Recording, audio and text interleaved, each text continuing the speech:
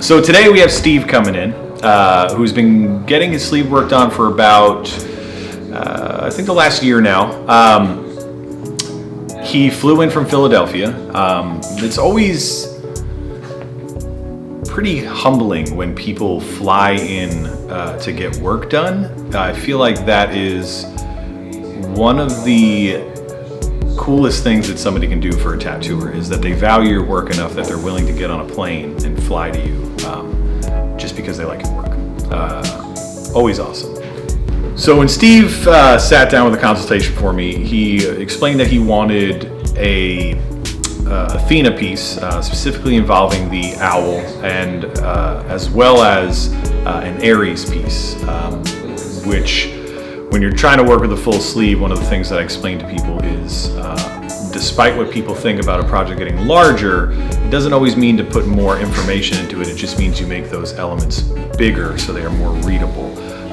With that being said, this project is a little different than something I'm usually posting or work that you see in my portfolio, simply because I work a lot with round shaders, doing a lot of color photorealism. So when you get into doing black and gray with larger mags, the technique itself is a little bit different than how you approach color. It's a lot more of a sweeping back and forth motion as opposed to a, saturate your color and blend out kind of motion.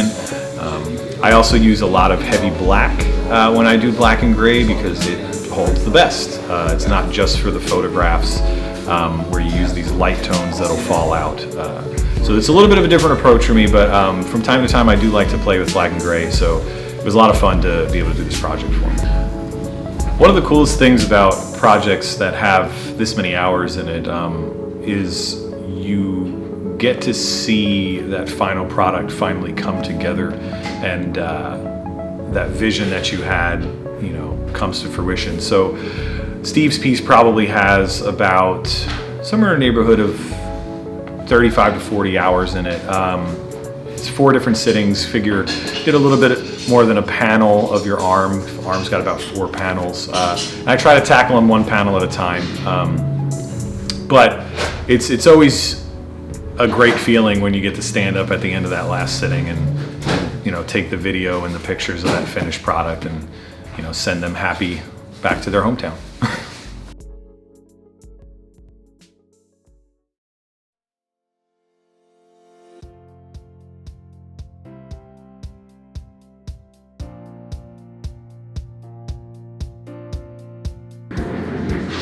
So today I'm working on a pretty large cover-up tattoo.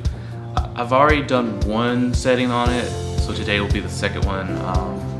The first one, actually, I always set realistic goals when I'm doing multiple setting tattoos. I show the customer, like, this is what I want to do, and if we go past it, it's great. But this is like the end goal for today. And last time we actually just crushed it. I think she set for about 3 hours longer than we originally planned. We did this beautiful outline of a mermaid and covered some pretty bad wings with a nice rose and a ship. So today will be another mermaid and some rocks and some just like oceany stuff to just kind of finish up the top half of her back. So the great thing about doing mermaid tattoos is we have a great connection with Mermaid's. Zach Decker, the manager, co-owner of the studio, his wife actually owns a great company called Finfolk Productions. They make some of the world's best mermaid tails. They're just gorgeous. They always look really great underwater. So we have endless supply of references, which is, it makes my job really easy. So originally the client had some wings on one shoulder blade and some lettering on the other. Today we'll be covering up the lettering. Lettering is kind of a difficult cover up just because it's all outline. The shapes aren't really made in nature, so it's all about hiding the old shapes. So that's why we're doing some rocks and stuff that we can kind of just place around. Oh, this eat is poking out, so we need to cover it up. But yeah, it's going to be a fun day. It's always nice to help a client that doesn't like their tattoo.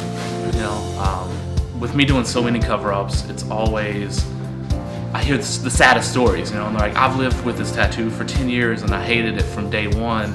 So it's always nice to give them something that they can feel comfortable with. To me, a great cover-up is something that hides the old tattoo natural. Like, it's not a blast over. A blast over is just putting an image over something.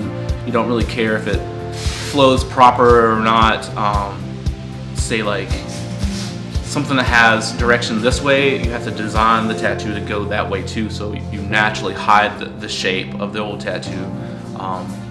Those are the ones that are really successful. When you're doing, say, like a cover-up of an armband, it's straight across. There's just nothing really design-wise that goes across an arm like that without cutting it off. So today, you'll see today with like the multiple layers of text, the design is multiple layers. So it just makes it an easier and more successful cover-up. Oh my gosh, it's so cool! She's so pretty and look at her scale. Ophelia, you cute girl. Yeah, like I said, I just want to fix this line.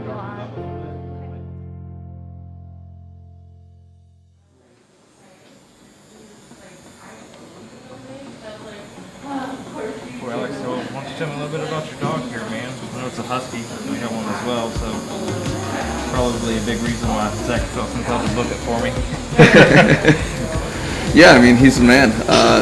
His name's Malu, which is Hawaiian for peace and protection.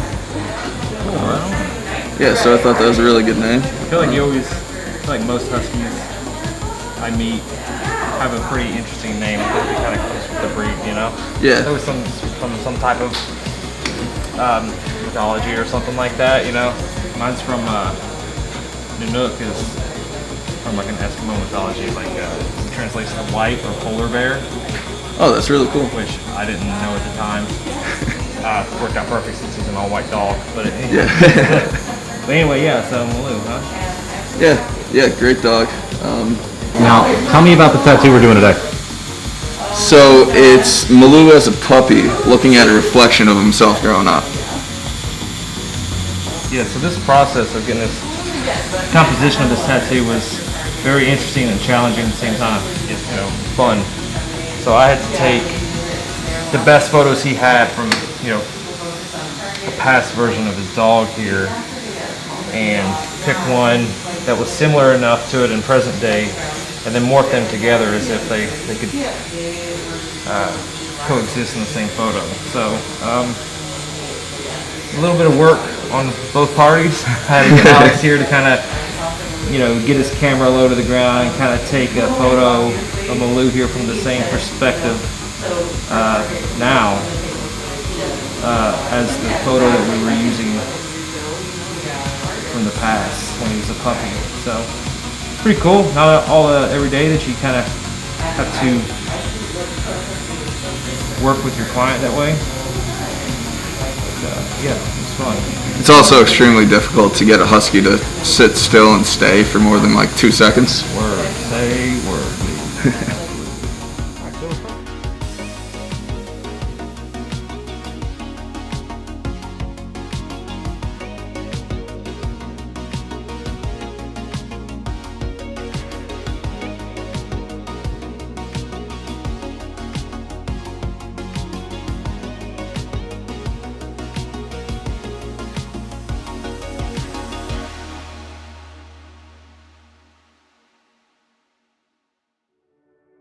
What is this new technology? So today is an exciting day. Today is a birthday. We have one of the unsung heroes of the shop, Jason, and Jason is an integral piece of the team here, and it's just, I know he means a lot to me and everybody. So today is his birthday, and so we did something for him. Sowers and I are here, and we are trying to give him some hot birthday action, I think. Yeah. And we are doing balloons, and there's 3 balloons I got. There's the bear balloon, which I think is on the nose, and then there is the happy birthday balloon, and there's it's a boy balloon, which I am of the opinion that birthday balloons can be a statement of fact. You know, I mean, the math checks out. But so he'll walk in and we'll get, you know, a surprise, and then he's getting a pretty cool chess piece done with it. So should be a fun day. Happy birthday, Jason! Happy birthday to me. Yeah, you got a thing. I have a thing. Yeah. Aww. Y'all are too sweet. Aww. Yeah. That's too sweet. Thank you guys. So let me give you a tour of your balloon. You've got your bear balloon. Check that out.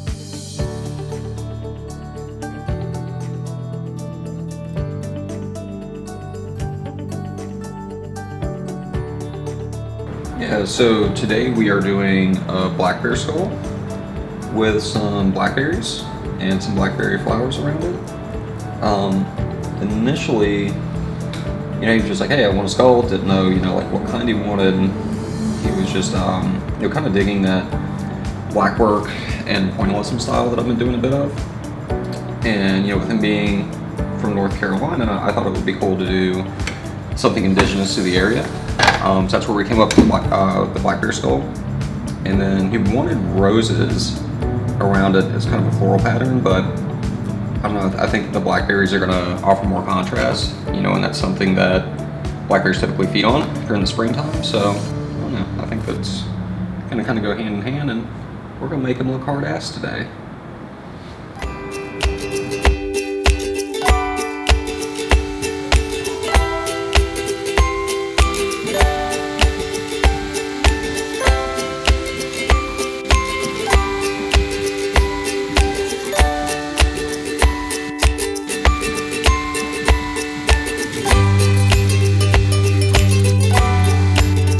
Happy birthday, Jason. It's always a pleasure to have you.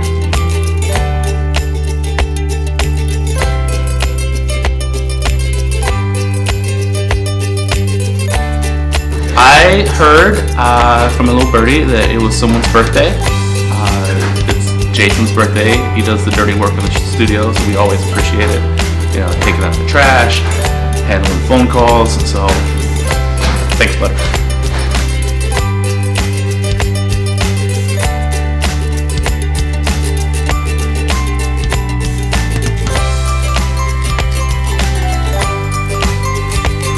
Happy birthday, Jason. You are a wonderful friend, and I am so glad that you came into our lives today.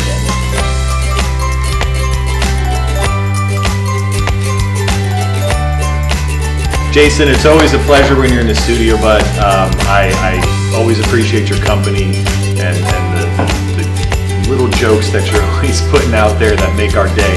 I hope you have a great birthday, man.